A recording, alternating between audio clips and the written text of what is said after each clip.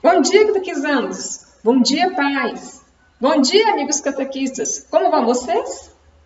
Hoje vamos continuar falando um pouco sobre a Bíblia, sobre como ela se divide, como é a organização da Bíblia. E que Deus possa estar nos abençoando nesta manhã e que Nossa Senhora nos proteja. Vamos rezar?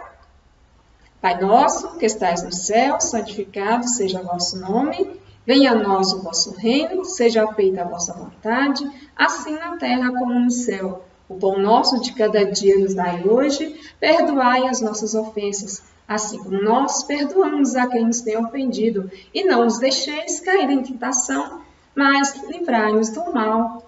Amém. Então, como eu disse, hoje vamos aprender um pouco mais sobre a Bíblia. Como ela se divide, como que a gente encontra tudo dentro da Bíblia. Aqui atrás, vocês observarem, né? Eu até ilustrei aqui um pouquinho os livros da nossa Bíblia. Só que eu não vou contar agora. Vocês têm que continuar vendo este vídeo. Bora lá?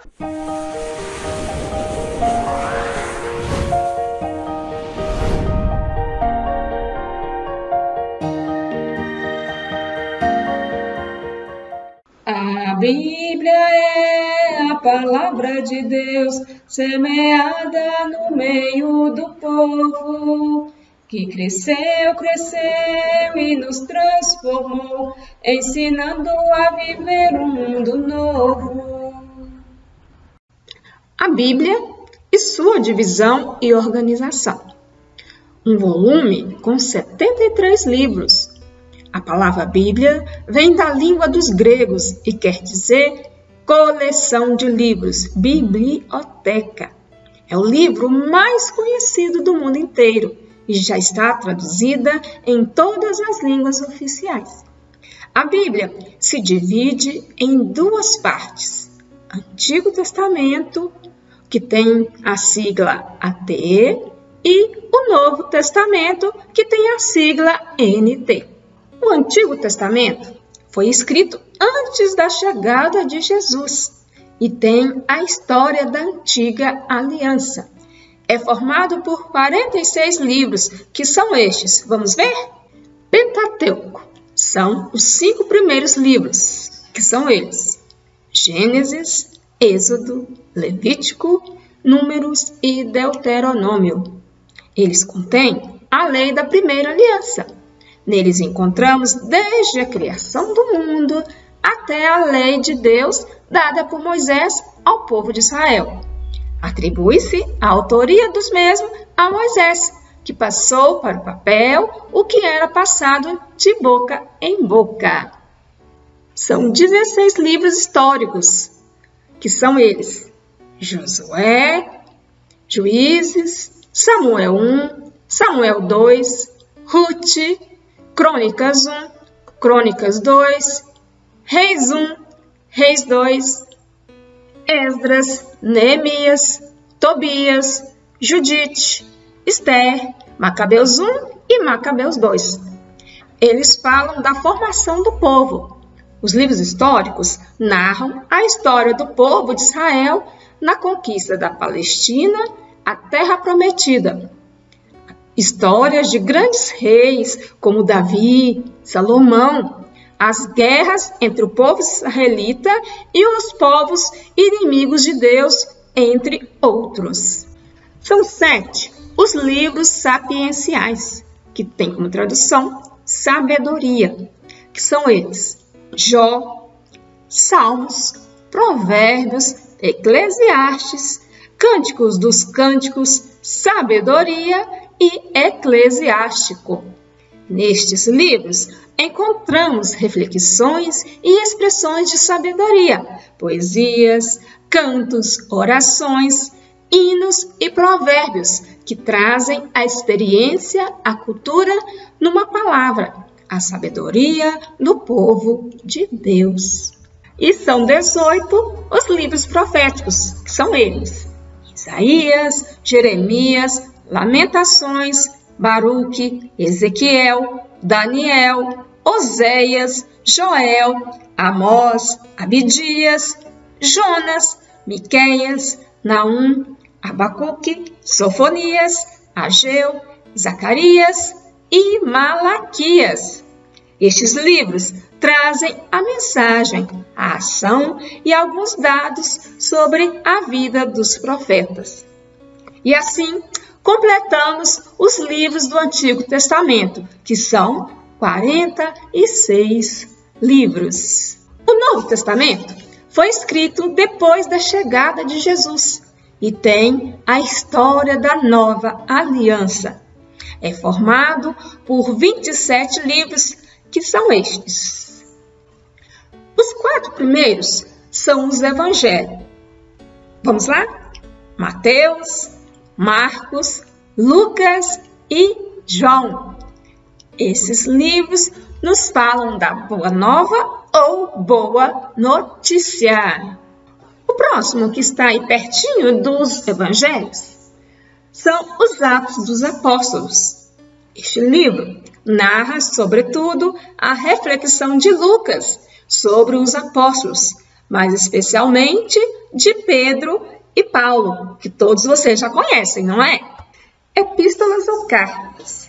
Elas são Romanos, 1 Coríntios, 2 Coríntios, Gálatas, Efésios, Filipenses, 1 Tessalonicenses, 2 Tessalonicenses, Colossenses, Filemão, 1 Timóteo, 2 Timóteo, Tito, Tiago, 1 Pedro, 2 Pedro, 1 João, 2 João, 3 João, Judas e Hebreus. São cartas apostólicas direcionadas às primeiras igrejas, espalhadas no mundo antigo. São um total de 21 cartas. As cartas de São Paulo são ensinamentos valiosíssimos para a igreja atual. Nelas encontramos um vasto ensino sobre a salvação, o papel da igreja e, não poucas vezes, exortações sobre como ter uma vida santa perante Deus. Apocalipse ou Revelação. Apocalipse é o último livro da Bíblia e foi escrito por João, o mesmo que escreveu o Evangelho segundo João e as 3 cartas, 1, 2 e 3, João. Ele foi um dos 3 apóstolos mais ligados a Jesus e escreveu este livro já no final de sua vida, no final do 1º século. E assim totalizamos os nossos 27 livros do Novo Testamento. Então, como vocês viram, a Bíblia não caiu prontinha do céu. E também a Bíblia não é um livro de ciência, nem somente de histórias. Nem tudo foi escrito.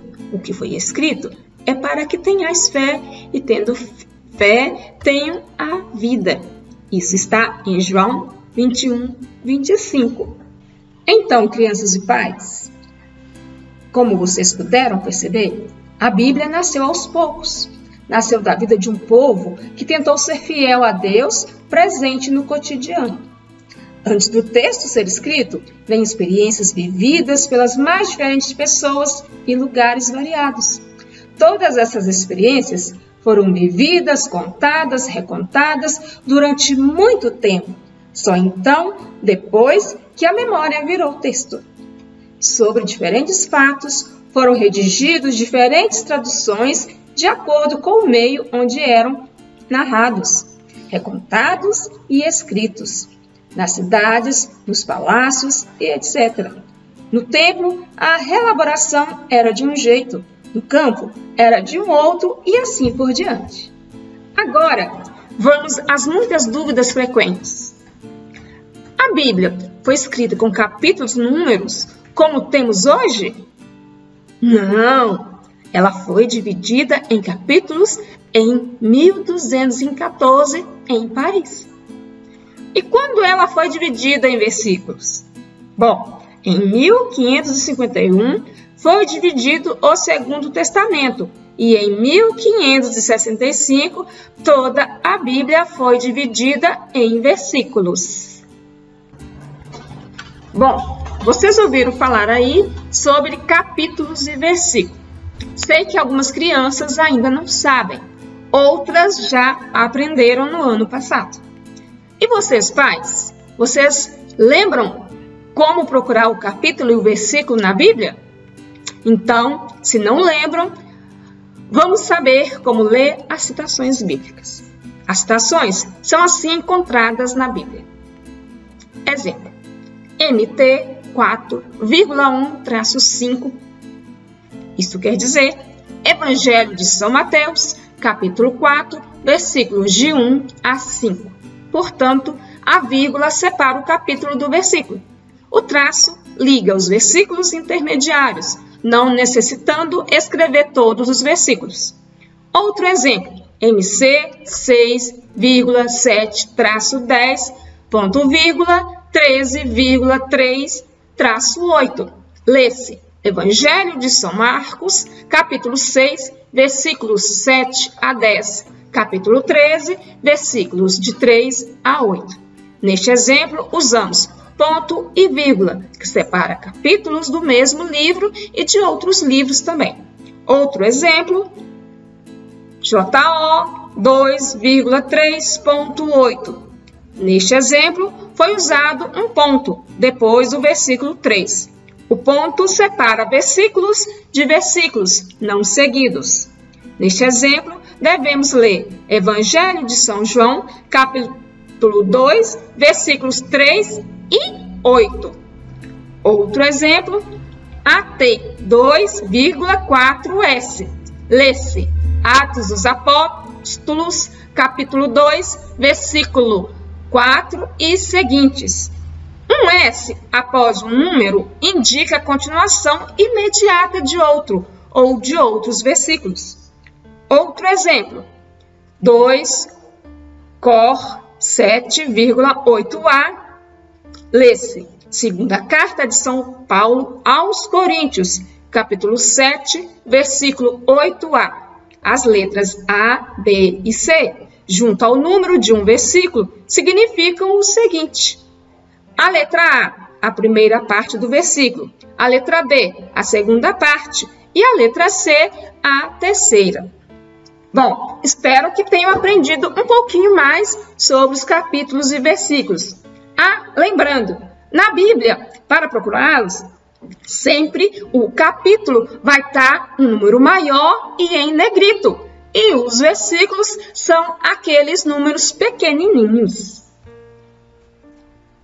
Bom, vocês ouviram aí eu falar sobre algumas letras. MT, MC, JO, COR. Mas o que é isso que a Rosimeire está falando, gente? Bom, essas são as abreviações dos livros da Bíblia. Pelas abreviações, a gente já sabe quais são os livros que a gente tem que procurar na Bíblia. Então, segue aqui a lista de todos os livros da Bíblia abreviado. Uma explicaçãozinha rápida é que o JO temos dois na Bíblia, só que um tem acento no O e o outro não tem. Mas qual a diferença, Rosimeire? Bom, a diferença é que JO significa João e JO com o acento significa Jó. Entenderam? Então, segue aí a lista tanto do Novo Testamento quanto do Antigo, com todas as siglas para vocês. Aos poucos, ao longo do tempo que vocês forem crescendo, vocês vão conseguir decorar todas as abreviações. Não fiquem preocupados, isso é aos poucos. Tenho certeza que muitos adultos, mesmo os seus pais, ainda não sabem quais são todas as abreviações. Até mesmo os catequistas, de vez em quando, se tropeçam um pouquinho, tá bom? Mensagem do encontro. Já imaginou o que aconteceria se tratássemos a nossa Bíblia do jeito que tratamos o nosso celular? E se sempre carregássemos a nossa Bíblia no bolso ou na bolsa? E se dessemos uma olhada nela várias vezes ao longo do dia? E se voltássemos para apanhá-la quando a esquecemos em casa ou escritório? E se usássemos para enviar mensagens aos nossos amigos? E se tratássemos como se não pudéssemos viver sem ela? E se dessemos de presente às crianças? E se usássemos quando viajássemos? E se lançássemos mão dela em caso de emergência?